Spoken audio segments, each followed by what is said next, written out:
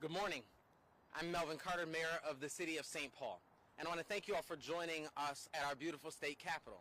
And I want to thank everybody who's joining me here, especially Attorney General Ellison, my lawyer.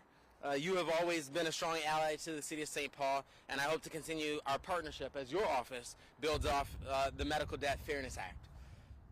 Ruth, thank you for being here on behalf of Undo Medical Debt, our national nonprofit partner who has eliminated over $9 billion in medical debt across the country.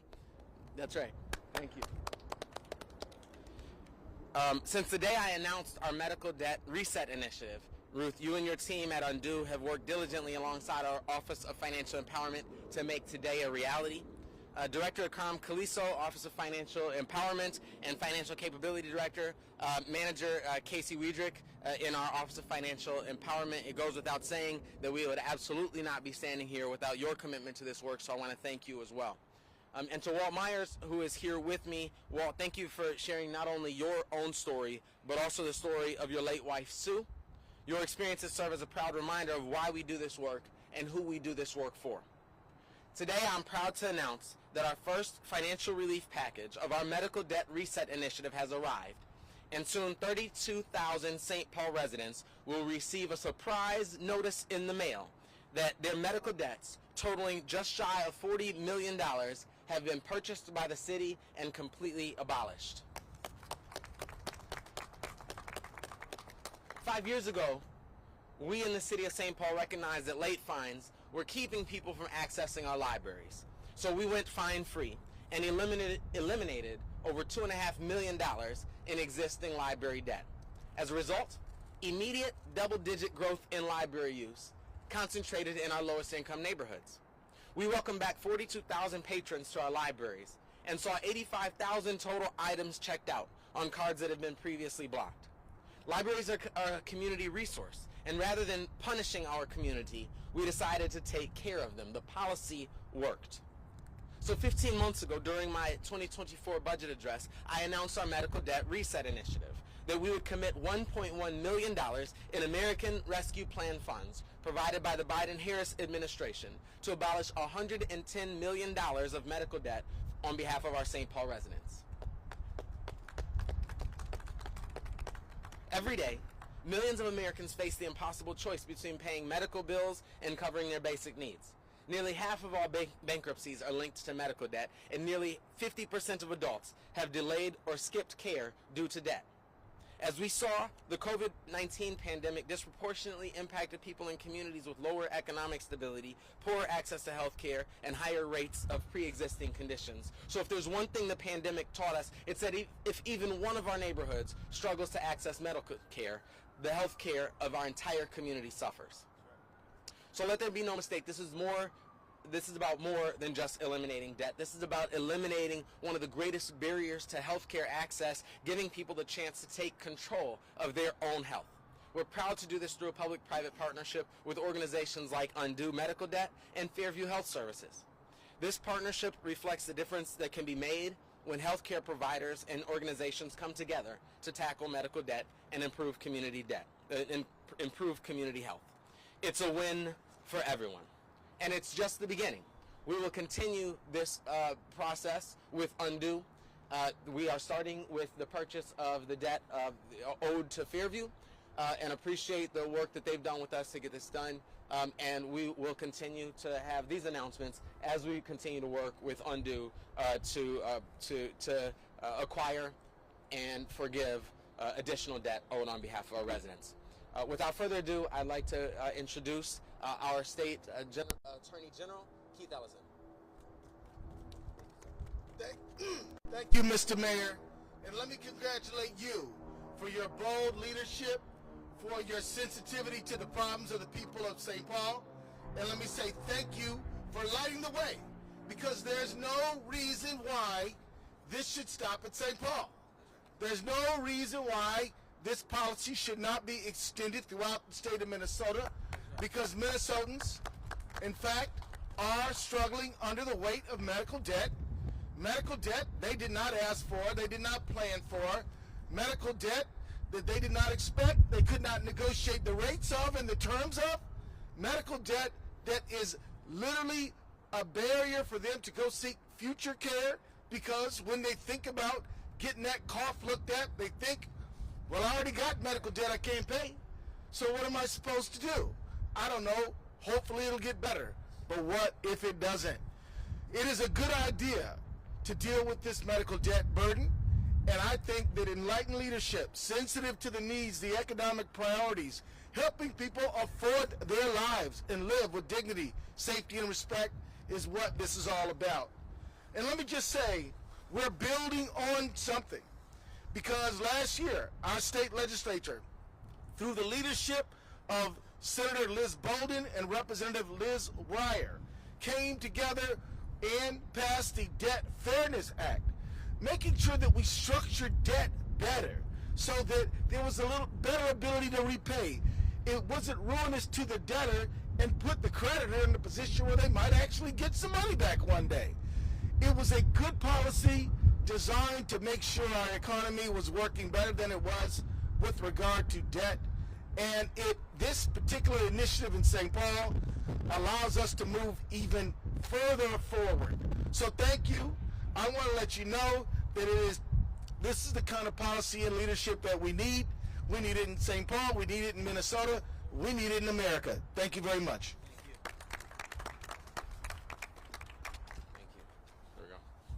Thank you, sir. And I'd like to introduce Walt Myers. Thank you for being here, Walt. Thank you, Mr. Mayor. Good morning. My name is Walt Myers. I'm a lifelong resident of Minnesota and a father of three. I'm a U.S. Army veteran. I'm a cancer survivor. And I'm a volunteer at Cancer Legal Care.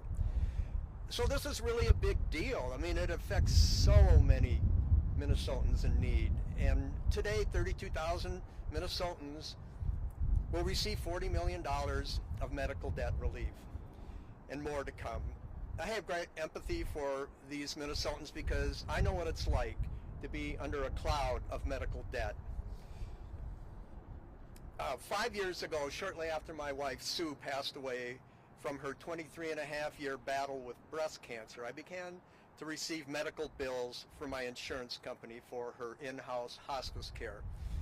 Initially, I wasn't concerned because I knew that my medical policy had a $4,000 maximum out of pocket that I was fully prepared to pay. But as the bills kept coming, the total cost began to far exceed the maximum out-of-pocket dollar amount that my policy said I should owe. I became worried. I had no idea what was going on. I had no idea what to do about it, and I had no idea where it would end. I just knew that I kept getting more bills wanting more money from me. It just didn't make any sense. At first I tried to deal with it myself, and I called those who I thought might be able to help me.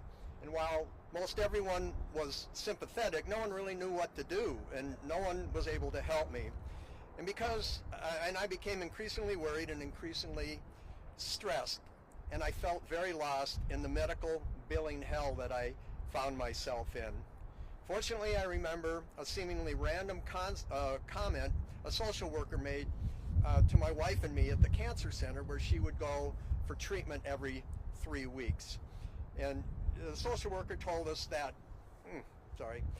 if we were in ever need of legal services, there was this organization called Cancer Legal Care that provided free legal services to cancer patients in Minnesota. And I remember thinking at the time, well, why would I ever need something like that? So I called them, and I was put in contact with Bill, their insurance expert, and together we explored ways to deal with what had become a unexpected six-figure medical debt. With the help of my former employer, we came up with a possible solution that we thought might work. We contested the charges, and then we waited. After almost a month of waiting, we heard back from the insurance company with what ultimately turned out to be $135,000 of medical debt had been entirely forgiven. Every penny, it was gone. I was stunned, and I was incredibly relieved. And I don't know how else to describe this, but to me it was a life-changing event. Sometimes I wonder where I would be today if I hadn't remembered that random comment from the social worker at the cancer center so many years ago. And I suppose I would still be making monthly payments on a six-figure medical debt that I actually didn't know. So today, let's celebrate the good fortune of the 32,000, Minnesotans who will receive medical debt relief. And let's recognize all the hard work that those who made it a reality for those people. And maybe as a result of all of this, we'll be able to hear a few more life-changing stories. Well done, and thank you. Thank you all. Introduce Ruth Landé from Undo Medical Debt. Thank you for doing the work. Thank you. And you can tell I'm not a real Minnesotan because unlike these tough guys, I need to wear a hat when it's this cold. So I'm really honored to be here. Yes, my name's Ruth. I'm from Undo Medical Debt. Let me just tell you how this works. We are a really unique national nonprofit. We use donated dollars to buy up large portfolios of unpaid medical bills and we use the leverage of the size of the amount we're buying we pay pennies on the dollar for that debt, and then we send out letters to people telling them that their debt is gone. The only qualification for help is income-based, so we check and make sure that the person has income that is 4 times the federal poverty level or below, or the debt is more than 5% of their income. That's the only qualification. And so far, actually the number's a little bigger than, it keeps going up. We're getting so much support and doing so much work. So far we have gotten rid of 14 billion with a B, in debt for over 9 million people around the country. So and sadly there's a lot more to go. Thank you. We know that this isn't the solution to the problem. We need to deal with the debt that's already there. And policymakers and leaders all around the country, state and federal, are the ones who can help change the landscape going forward. We know that people need to have affordable, comprehensive insurance so they can seek health care without fear of the consequences. I think the previous speaker spoke well about that fear. That's really what drives it, which is very bad for your health. And it really affects so many people, because even if you don't have debt, you're worried about getting that debt. Almost everybody knows somebody who's experienced this kind of thing. I basically want to thank everybody. I want to thank some specific folks. And Minnesota, I should say, has always been a really generous place for us. There's a faith-based group called The Alliance that's supported us for years in Minnesota. And of course, Mayor Carter helping us in St. Paul was really a leader within the state. Without the cooperation of Fairview Health, we wouldn't be doing this today. So I want to really thank Fairview, who stepped right out in front and has been a great partner to us. I'm going to read these things, and I'm going to do a call out to the journalists here. So here's a quote from Todd, a Minnesotan for whom we have relieved debt.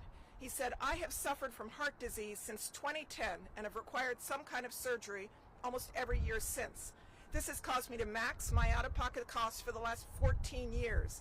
I've been making payments when I can, but the medical debt seems to grow faster than I can keep up. This gift is a true blessing, and I cannot find the words to express my true gratitude. Thank you." And I will give you one other one, which is from a woman who says, "Thank you so much for this generous, kind gesture. It was such a surprise. At first, I thought it was junk mail. After reading further, I couldn't believe it." So I want to tell you, that's one of our fears, right? We're going to mail out these letters, and what if they don't open them? So for journalists, you have a role of letting people know. People don't always look through their mail, to make sure to look for that. For everybody else, let people know about this program so that people get the relief that we are providing. And thank you very much.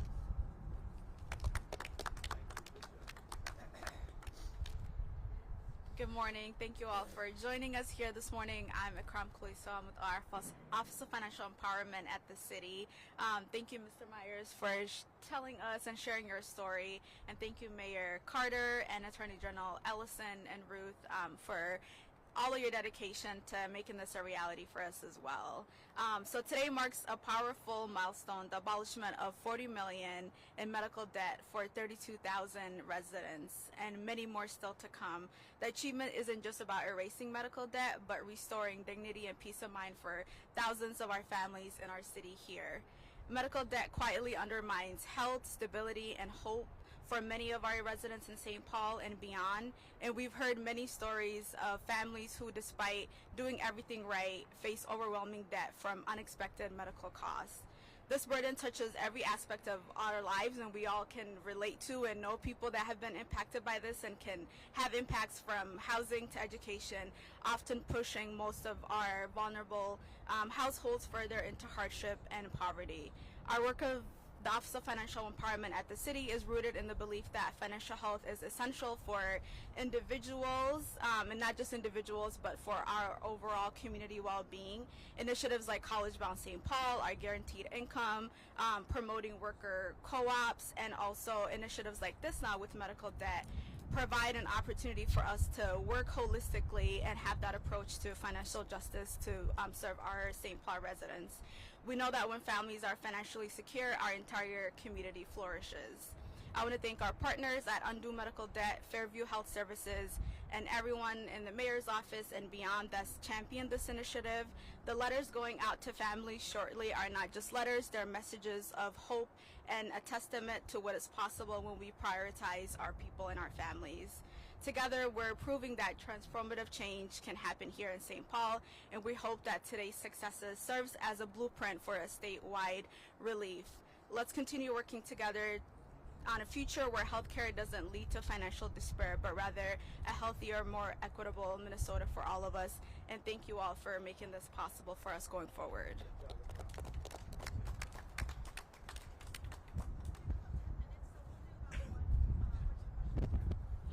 So as we discussed, 32,000 St. Paul residents this week will receive mail in the next week letting them know that $40 million of medical debt has been purchased and eliminated on their behalf. Happy to take any questions. I was just going to say, you mentioned wanting to make sure people open the letters when they see them, don't think they're junk. Is there any action that people need to take once they get them? Or if they don't open it or throw it out, they'll just log on and see their balance is zero? Yeah, there's no action people need to take. There's no need to apply. You know, it's one of the things that we work really hard on. Many of you have heard me say with regards to, for example, our college savings accounts initiative, when we say that's available for every child born in our city, what we mean is there's an application to not get a college savings account when you have a child born in our city. In the exact same way, because Undo works directly with the healthcare providers, they can access the list of debtors and purchase the debt without engaging directly with the person. So there's no application, there's no action required on the part of the former debtor. It's something that we are a service that we're providing citywide. It's frankly one of the hallmarks, I think, of our Office of Financial Empowerment is that when our teams, Casey and Akram and our teams in the Office of Financial Empowerment call families to let them know that we've already started a college savings account for your child, or that your family qualifies for our guaranteed income pilot, or that we've eliminated medical debt on your behalf, folks do sometimes think it's a hoax because it feels too good to be true. And we're very proud to demonstrate the extent to which our local government can work on behalf of everyday residents and make a difference in our day-to-day lives.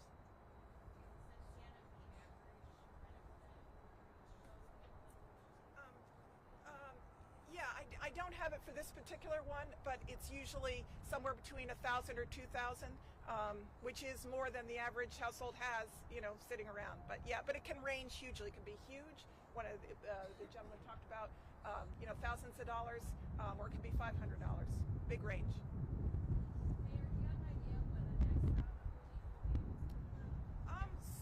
Soon, I think, yeah. It's I used to work at hospitals for years, so I ran billing.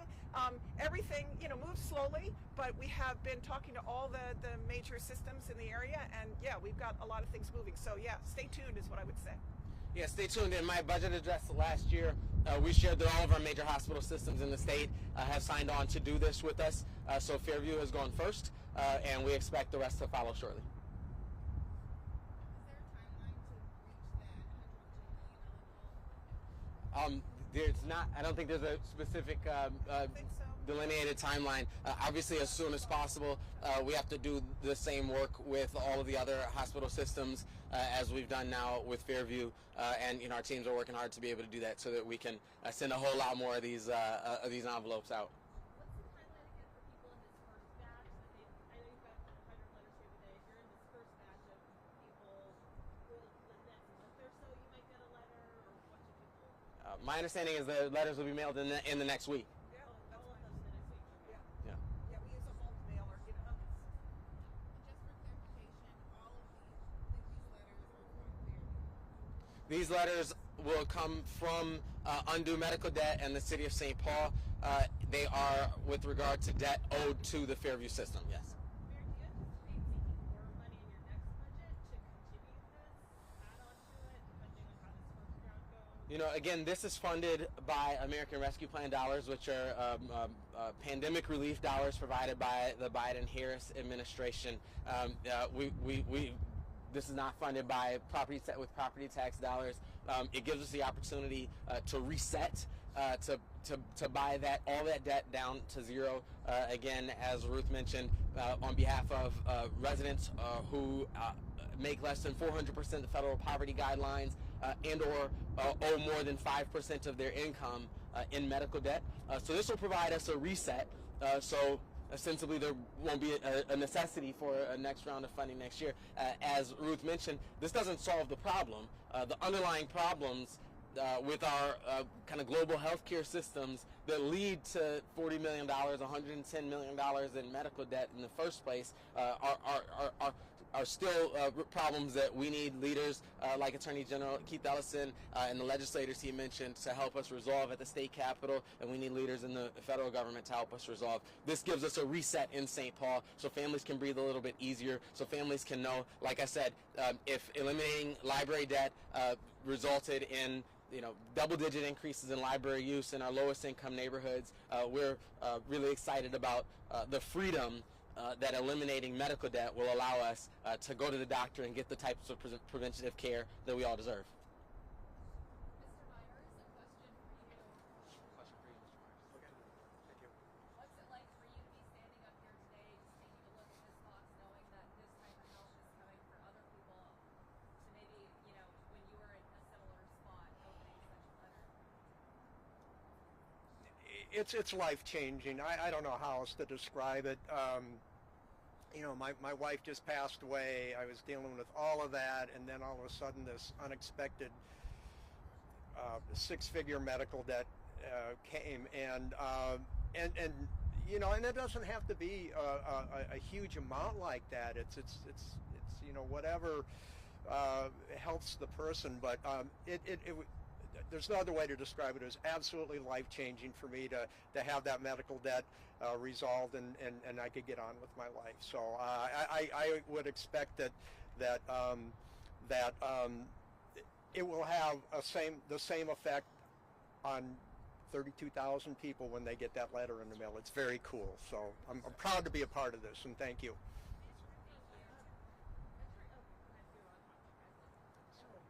So every letter is a surprise, right? Can we talk about why that works and why that choice to have this be a surprise? You could be contacting all these people individually, or just, people who applied for this, or, talk about that. One of the things that we're well aware of is oftentimes when we create programs that we design to help low-income Americans, oftentimes we require those folks to prove that they're low-income Americans and, bring this and bring that. And the eligibility criteria, the application process, ends up being the hurdle that keeps people from accessing the aid that we know that their families deserve. And so one of the things that we look for, and again, we've done this with regard to college savings accounts, we've done this with regard to a number of the different types of resources that we've brought online with the city, is systemic ways to identify the residents who need the help in the first place, so that we're not just helping the folks who have the quickest access to the internet. We're not just helping folks who are sitting around, watching a TV or sitting in front of their computer when we did the press conference. We get a chance to literally all of our low-income residents, everybody in our city who makes less than 400% of the federal poverty guideline or owes more than 5% of their income in medical debt. We get to wipe it clear for all of them. We don't have to stop and take time to say, hey, do you want your medical debt wiped clear? I think I'm confident what the answer would be. We don't want to ask people to jump through hoops to prove that they deserve to live free of medical debt. This is something that we are considering a public resource. That's why we're doing it this way. It won't be a surprise to them that they owe that debt. It'll be a surprise to them that they don't owe it anymore. And I think that'll be a welcome surprise.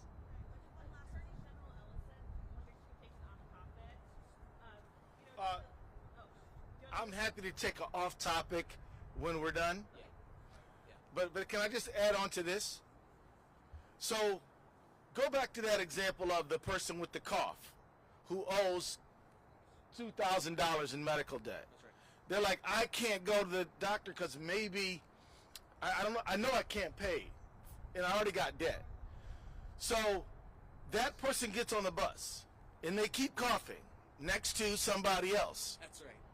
Or they go to the restaurant that they work in, and they're washing dishes because they got to work. They need money. So this is a public good. This actually will enhance the health of the entire city for people who don't owe a penny. So it is a generally positive thing which will have radiating effects throughout the city and state. And if we did even more, we'd get even more benefits. That's right. We should do it statewide. I think that's an idea. Thank you all for being here.